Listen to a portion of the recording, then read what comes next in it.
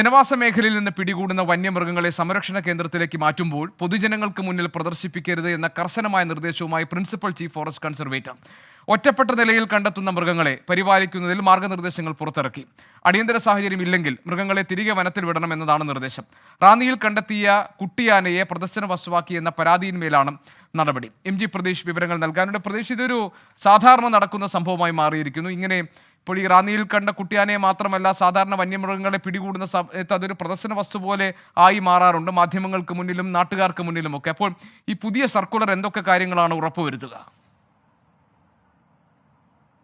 ഗോപികൃഷ്ണൻ, പ്രധാനമായും വനം വകുപ്പ് ഉദ്യോഗസ്ഥർക്ക് തന്നെ കർശനമായിട്ടുള്ള നിർദ്ദേശം നൽകിക്കൊണ്ടാണ് വനം ആസ്ഥാനത്ത് നിന്ന് ഇത്തരത്തിലൊരു സർക്കുലർ പുറത്തിറങ്ങിയിരിക്കുന്നത്. കാരണം പല തവണ ഇതുമായി ബന്ധപ്പെട്ടുള്ള പരാതികൾ വകുപ്പിന് ലഭിച്ചിട്ടുണ്ട്. കാരണം ഈ കാട്ടിൽ നിന്ന് ഒറ്റപ്പെട്ട നിലയിൽ വന്യമൃഗങ്ങളെ കണ്ടെത്തുകയും ആ മൃഗങ്ങളെ പൊതുജനങ്ങൾക്ക് മുന്നിൽ പ്രദർശിപ്പിക്കുന്നു. ഒപ്പം അതിന്റെ വീഡിയോയും ദൃശ്യങ്ങളും എടുത്ത് സാമൂഹിക മാധ്യമങ്ങളിലടക്കം ഉദ്യോഗസ്ഥർ തന്നെ പ്രചരിപ്പിക്കുന്ന ഒരു സാഹചര്യമുണ്ട്. ഇതുകൂടി പരിഗണിച്ചാണ് കർശന നിർദ്ദേശം ഇപ്പോൾ വനം വകുപ്പ് നൽകിയിരിക്കുന്നത്. ഇതിൽ പ്രധാനമായും പറയുന്നത് അടിയന്തര സാഹചര്യമില്ലെങ്കിൽ കാട്ടിൽ നിന്ന് കണ്ടെത്തുന്ന മൃഗങ്ങളെ തിരികെ വനത്തിൽ തന്നെ മാറ്റണമെന്നതാണ് പ്രധാനമായും പറയുന്ന ഒരു നിർദ്ദേശം.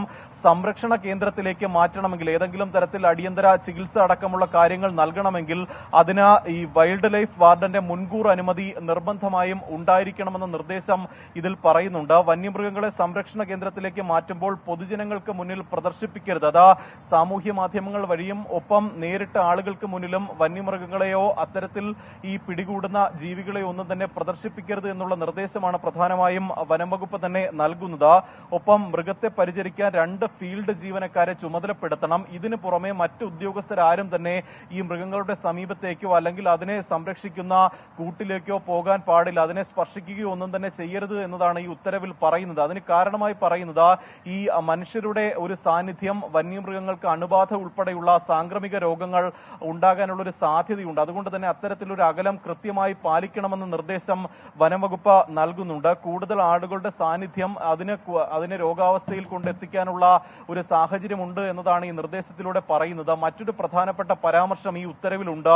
അത് പേരിനും പ്രശസ്തിക്കും വേണ്ടി ഉദ്യോഗസ്ഥർ വന്യമൃഗങ്ങളുടെ ഫോട്ടോയും വീഡിയോകളും സാമൂഹിക മാധ്യമങ്ങളിൽ പ്രചരിപ്പിക്കുന്നതാണ്. കാരണം ഇത്തരത്തിലൊരു വന്യമൃഗങ്ങളെ കാട്ടിൽ നിന്ന് പിടികൂടുകയോ ഒറ്റപ്പെട്ട നിലയിൽ കണ്ടെത്തുകയോ ചെയ്യുമ്പോൾ അത് ഉദ്യോഗസ്ഥർ തന്നെ സാമൂഹിക മാധ്യമങ്ങളിൽ റീച്ച് കൂട്ടാൻ വേണ്ടി അപ്ലോഡ് ചെയ്യുന്നു, അല്ലെങ്കിൽ ഈ ദൃശ്യങ്ങൾ പ്രചരിപ്പിക്കുന്നു എന്നുള്ള ഗുരുതരമായ പരാമർശങ്ങളും ഇപ്പോൾ വനംവകുപ്പ് മേധാവിയുടെ ഭാഗത്തു നിന്ന് തന്നെ ആ ഉത്തരവിൽ തന്നെ പരാമർശിക്കുന്നുണ്ട്. ഇത് ഈ നിർദ്ദേശങ്ങൾക്ക് പശ്ചാത്തലമായത് ഈ കഴിഞ്ഞ കുറച്ച് ദിവസങ്ങൾക്ക് മുമ്പ് റാന്നിയിൽ ഒരു ആനക്കുട്ടിയെ കണ്ടെത്തിയിരുന്നു. ഈ ആനക്കുട്ടിയുടെ ചിത്രങ്ങളും ദൃശ്യങ്ങളും അടക്കം വനംവകുപ്പ് ഉദ്യോഗസ്ഥർ തന്നെ സാമൂഹിക മാധ്യമങ്ങളിലൂടെ പ്രചരിപ്പിച്ചിരുന്നു. മറ്റ് ചില ഓൺലൈൻ മാധ്യമങ്ങളടക്കം ഇതിന്റെ വീഡിയോകൾ ചിത്രീകരിക്കുകയും ഇതിന് വനംവകുപ്പ് ഉദ്യോഗസ്ഥർ പങ്കാളികളായി ആവുക കൂടി ചെയ്തിട്ടുണ്ട്.